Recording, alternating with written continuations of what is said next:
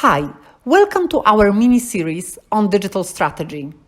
If you are looking for best channels and tactics to support consideration phase, in other words, how do you motivate all the customers that know about your product to buy it, then keep watching. Consideration phase is the second step on customer journey. Get it right and you will see an increase in sales. Ignoring it can often be the reason why marketing doesn't work as well as it could. So now you have your customers' attention. They know about your product. It's time to build trust. Internet became synonymous with the second stage, consideration and research. This is where a modern customer goes for more information on how to solve their problem. This phase is all about building trust and making customers care. In this episode, I will go through a simple exercise on how to find the best idea to become the trusted solution provider and therefore the obvious choice. Each business is different, but if you follow this simple prescription, you will not only increase sales, you will actually start building your brand. Good marketing is about sharing your story. Not a company story, but a real person story. As human beings, we don't care about companies, but we care about other people. Your goal in this phase is to make your customers care enough to consider buying your product. Because if they care, they will consider. And when they research, they should feel assured enough to trust your brand. This phase actually should be called care and trust, not consideration and research. And trust is built on authenticity. So if you are a founder, tell your story. Why do you think the world needs your solution? How you came up with the idea? If on the other hand, you work for the company, why did you choose to work for that business? Do you care about what they do?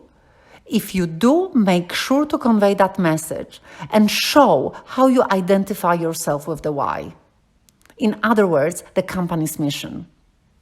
Online is great for supporting consideration. Discussion groups and ratings are very effective at assuring your audience. But what if you are yet to win your first happy customers? It's not just about the channel you choose, whether it's content or discussion groups. The key here is to respect your customer and assume they know the real thing when they see one.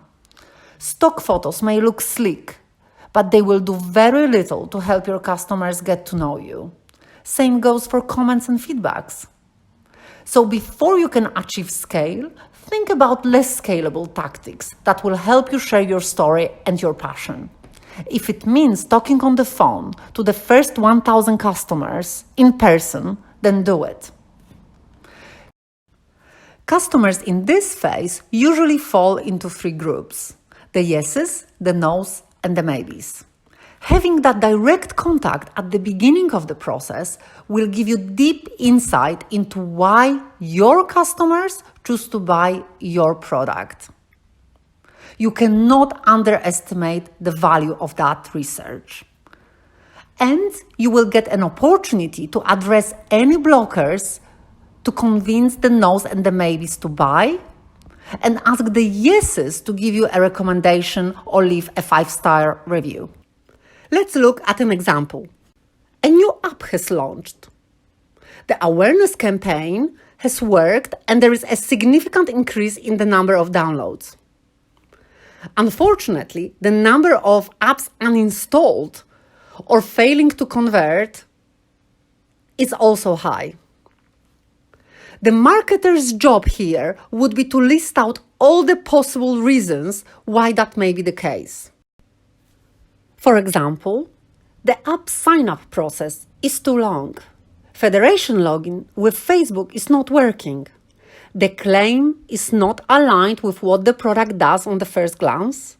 The cost, and finally, too many options to choose from. I really like the comment from Gary Vaynerchuk that customers will always tell you if they need more features, but will never tell you that your product is too complicated. They'll just leave. And those are just some of the examples. The list can be very long, but it's important to do it thoroughly. Once you have the list, brainstorm the ideas for addressing and score them. Award points for the effect or impact from 1 to 3, 3 being the highest impact, and subtract points for effort, -3 being the maximum effort and -1 being the smallest. Prioritize items with the highest score and run a test for 1 week. If you see an improvement, implement it permanently and move on to the next one. This is where you would run a cohort analysis, but this is a subject for the whole another episode. Let's look at another example, a business-to-business service. A company selling corporate training courses, which has run a successful awareness campaign and as a result is now getting a lot of inquiries, but no orders. Let's list the reasons why that may be. Unfavorable reviews on the expert sites, competition running a promotion, complicated buying process, price, or credibility. We are assuming here that the target group is correct and that the product market fit has been established. Just like with the B2C solution, once the list of potential blockers is completed, brainstorm what can be done to address them, starting with the quickest and most impactful ones. Test your thesis and see if there is an improvement. Repeat this exercise with each tactic. What is crucial in the consideration phase is aligning the why. Why do you exist as a business? Why does it matter to your target group? Are you solving a problem that is important to them? Or is your mission so captivating they will choose to support you by becoming your customer? Whatever it is, make sure it's part of every tactic you choose to run. Hope you found it helpful. If so, give us a like and stay tuned as more episodes are coming soon. Don't forget to subscribe. See you very soon.